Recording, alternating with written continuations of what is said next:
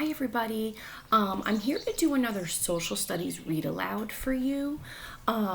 This time, it's going to relate to the ReadWorks assignment that you're getting assigned today. That's on slavery.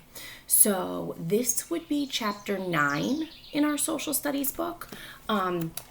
Where it's called Working for a Change. So, time period wise, it's still during the Industrial Revolution, which you learned about last week, where although it says revolution, remember it doesn't mean there was an actual war.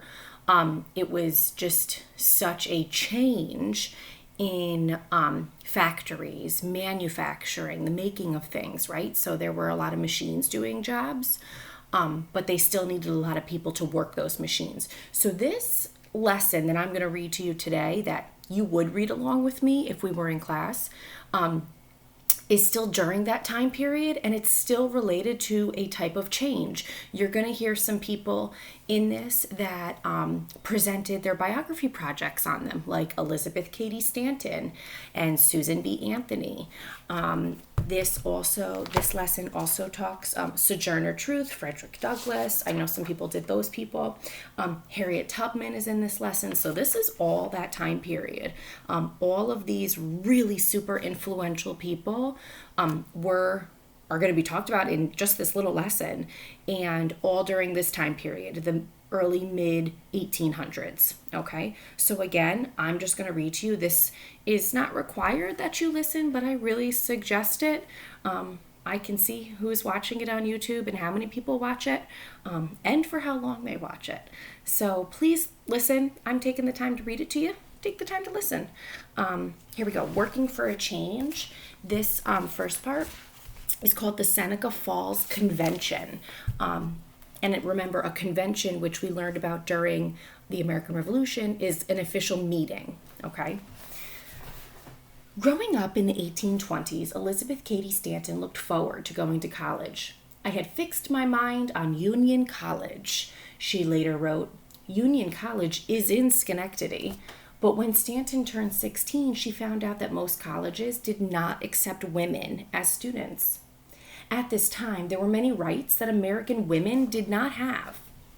For example, women did not have the right to vote. They could not be elected into government. Schools would not allow women to study to be doctors or lawyers.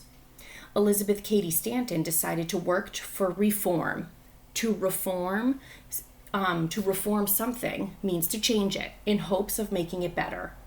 In 1848, Stanton helped plan a convention to talk about women's rights.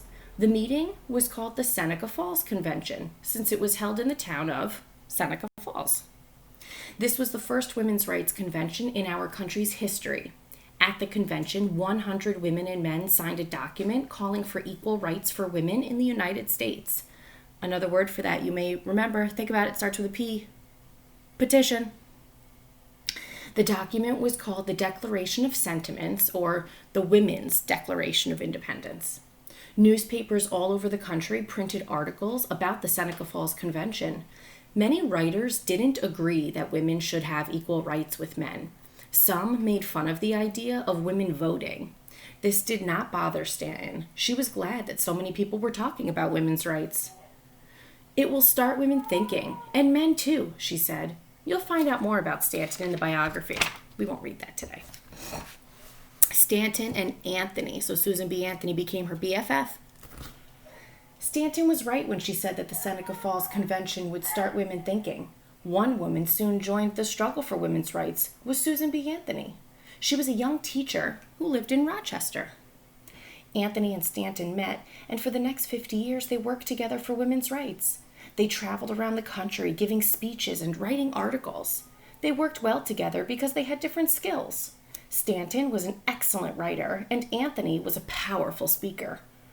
Stanton said of Anthony, "This is hardly a town, however small, from New York to San Francisco, that has not heard her ringing voice." In 1872, Anthony wrote Stanton a letter with some surprising news. Quote, "I have gone and done it. Positively voted this morning at 7 o'clock. This was surprising news because women weren't allowed to vote.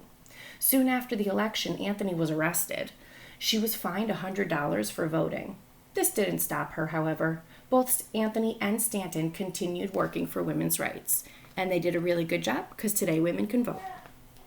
Now, the struggle to end slavery. This is where, during this time, slavery was very popular. This eventually is going to turn into the Civil War, where we fight ourselves, the northern states versus the southern states, to end slavery, but not yet. Sojourner Truth also spoke out for reform. She was born into slavery on a farm in New York and escaped in 1827. Later that year, slavery was ended in New York. Slavery had ended in northern states, but millions of African Americans were still enslaved in the southern states. Sojourner Truth was an abolitionist who called for an end to slavery everywhere in the United States. An abolitionist was someone who wanted to end slavery. You'll read more about her later.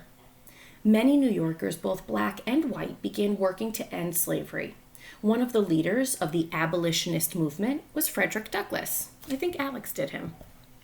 When he was about 21, Douglass escaped from slavery on a Maryland farm. He wrote about what it felt like to reach freedom in the North. Douglass soon became famous for his forceful speeches against slavery. He described how terrible it was to be enslaved. He convinced many people that slavery was evil and should be ended. Douglass moved to Rochester and became friends with Elizabeth Cady Stanton and Susan B. Anthony. In 1847, he started an abolitionist newspaper called the North Star. He called it this because the North Star is a bright star that's always in the northern part of the sky.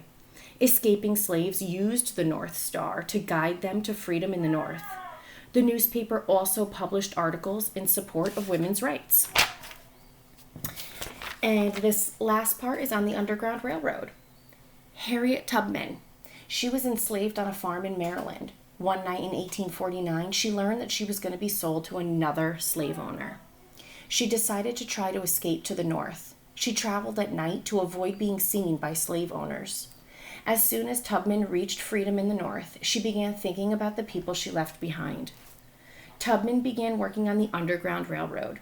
This was not a real railroad. It was a network of secret routes used by escaping slaves. Tubman guided more than 300 people to freedom, including her parents, brothers, and sisters. She was so well known for her work on the Underground Railroad that slave owners offered a reward of $40,000, which is a lot of money, but even back then, it was a ton of money. But Tubman continued risking her life to help escaping slaves. She moved into a house in Auburn in 1857. Today, this home is a museum and library where you can learn more about Harriet Tubman. And then finally, the North and the South. In the 1850s, slavery was one of the issues causing growing tensions between two regions of the United States, the North and the South. Many Northerners wanted slavery to end, but many Southerners did not. They insisted that the economy of the South depended on slavery. I'm going to pause. That's because in the South there are they used to call them plantations, which were huge farms. And in order to work a huge farm, you need a lot of people to work it. So a lot of Southern people felt that they didn't want to spend the money to pay people to work their farm. So they hired slaves. You didn't have to pay a slave. They worked for you for free. It was horrific working conditions. So that's why we can assume a lot of Southern people did not want slavery to end, because then they'd actually have to pay people to work for them, where at this time, they just had slaves working their farms. So they wanted to keep things as they were. Would the North and South be able to solve this conflict without fighting? Harriet Tubman didn't think so.